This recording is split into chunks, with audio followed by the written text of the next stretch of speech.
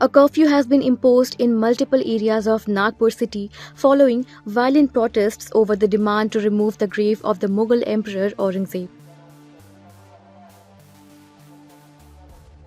The protests, led by the members of the Vishwa Hindu Parishad and Bajrang Dal, resulted in clashes, stone pelting and vandalism.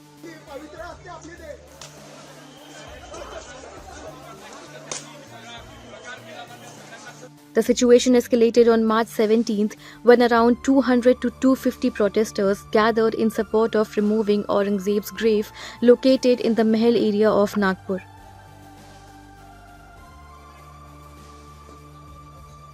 The protesters raised slogans demanding its removal, which led to a violent clash between two groups. According to eyewitnesses, a group of around 500 to 1,000 people with their faces covered and carrying sharp weapons like stickers and bottles began to disrupt the area. ये वाकया हो गया अभी समझ जाओ 9:30 बजे का। नहीं, उस समय की घटना का समय क्या था? 8:30 बजे का। 8:30 बजे का एकदम ऐसा 500,000 लोग ऐसे दौड़ के आए, पत्थरबाजी की है और घर पे पत्थर मारे और हमारी कार जला दी है। आपकी कौन सी कार? टाटा टियागो को। कितना मॉब था वो? यानी मॉब था कम से कम 1000 लोगों का। और किस तरीके से इस एरिया में उन्होंने नुकसान पहुंचाया? यानी कम से कम 25 से 30 गाड़ी उन्होंने तोड़ फोड़ कर दी है, कांच फोड़ दिए गाड़ी के। उनके हाथ में तलवारें भी थी सर, ये देखिए तलवार से तोड़ा है, ये पूरा तलवार से तोड़ा है और ईंटें पत्थर और खिड़की के कांच भी फूटी है, ऊपर की खिड़की की कांच भी फूटी है। वहाँ पे वो हमारे आंटी का ऑपरेशन हुआ था, वो सोए थे और वहाँ पे सब गाड़ियाँ जमा करके और कार जमा 8-10 गाड़ियाँ जलाई उन्होंने और कार भी जलाई। हम 1.5 घंटे से फोन करे जा रहे हैं यहाँ पर खड़े होके अंदर में, पर पुलिस की एक भी टीम नहीं आने को तैयार है, ना कोई एक व्यक्ति आने को तैयार।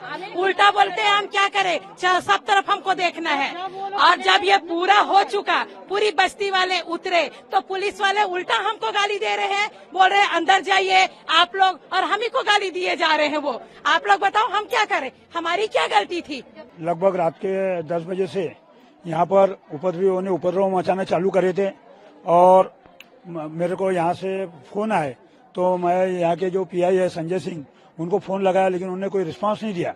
फिर मैं यहाँ के विधायक जी को फोन करा और उन्होंने भी फिर बाद में यहाँ पर सिंह साहब को फोन लगाया और उसके बाद में भी 1 घंटे बाद में यहाँ पर हुआ है। लेकिन वो 1 घंटे के दरमियान यहाँ पर चुन कर खास लोगों के घरों को नुकसान पहुंचाया गया, उनको गाड़ियां जलाया गया और बहुत ही गंदी बातें बोले गई, जो मैं आपको मोबाइल पर नहीं बताना चाहता क्योंकि बहुत ही संवेदनशील विषय है। लेकिन ये तहसील पुलिस स्टेशन की लापरवाही से ही यहाँ के लोग का नुकसान हुआ, ये मेरा स्पष्ट बोलना है। पूरी टीम आई, सबके हाथों में पूरे चेहरे थे उन लोग के, पूरे अपने अपने चेहरे ढके हुए थे, हाथ में तलवार डंडे बोतलें थी। उसके बाद एकाएक उस कॉर्नर पे उन्होंने हंगामा चालू कर दिया। उसके बाद में हंगामा के साथ साथ में लोगों के शटर घर को फोड़ना, पत्थरें फेंकना, इतना पत्थरें फेंके, पत्थरों के साथ साथ में फिर लोग ना गाड़ियों को खींचकर फोड़ना चालू कर दिए हैं।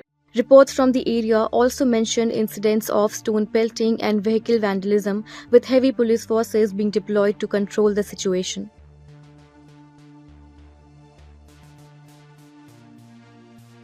The protests and subsequent violence prompted authorities to impose a curfew in several areas under Section 163 of the Bharatiya Nagarik Suraksha Sanhita to maintain law and order.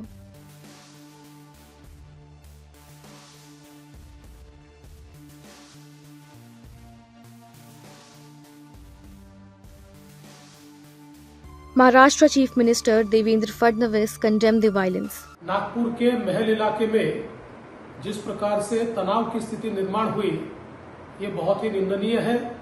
जिस प्रकार से कुछ लोगों ने पत्थरबाजी की है, पुलिस पर भी पत्थर फेंके हैं, ये बिल्कुल गलत है।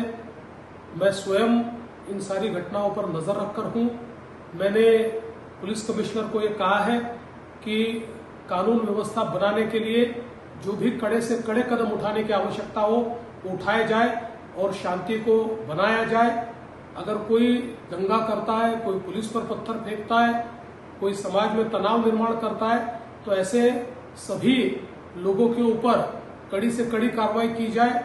और मैं सभी को अपील करता हूं कि नागपुर एक बहुत ही शांति प्रिय इस प्रकार की नगरी है, यहाँ की शांति भंग न हो इस प्रकार से सभी लोगों ने व्यवहार और बर्ताव करना चाहिए। और कोई भी अगर इस प्रकार से तनाव निर्माण करने का प्रयास करेगा तो उसके ऊपर बहुत कड़ी कार्रवाई की जाएगी। Meanwhile, Maharashtra Minister of State for Home Yogesh Kadam confirmed that 47 people had been detained while 12 to 14 police officers and 2 to 3 civilians sustained injuries during the unrest. कारवाई करण्यात येणार का काही? हे वर्षभर भाषण वक्तव्य करतात. हिंसा की वजह अभी तक पता नहीं लग चुकी है, लेकिन जरूर कुछ ही देर में इन्वेस्टिगेशन हमने चालू कर दिया है। अब तक टोटल 47 लोगों को हम डिटेन कर चुके हैं। इसमें लगभग 12 से 14 हमारे पुलिस कर्मचारी इसमें इंजर है। कुछ उनको लिगामेंट टेयर हुआ है, कुछ उनको कुछ कट्स है और बाकी माइनर्स है। सिविल यहाँ पे सिविलियन सिर्फ दो या तीन ही इंजर्ड है, वो भी बाकी सब जो है वो माइनर इंजरीज है। लेकिन इसका जो मूल कारण है वो बिल्कुल हम ढूंढेंगे। लगभग दोपहर के दरमियान ये जो पूरा इशू था वो खत्म हो चुका था। पुलिस स्टेशन में जो भी कंप्लेंट थी वो ले चुके थे, एफआईआर भी लॉन्च हो चुके थे। लेकिन फिर भी 5-6 घंटे के गैप के बाद में कुछ ग्रुप एक बाहर निकला और उन्होंने ये जो वैंडलाइजिंग जो किया है, ये बिल्कुल जो कायदा हाथ में लिया है उनको सबके ऊपर कड़क कार्रवाई की जाएगी। Well, the curfew remains in place as authorities continue to monitor the situation and work towards restoring peace in the affected areas. Subscribe to Midday India. Get direct notifications on all our videos by clicking on the bell icon.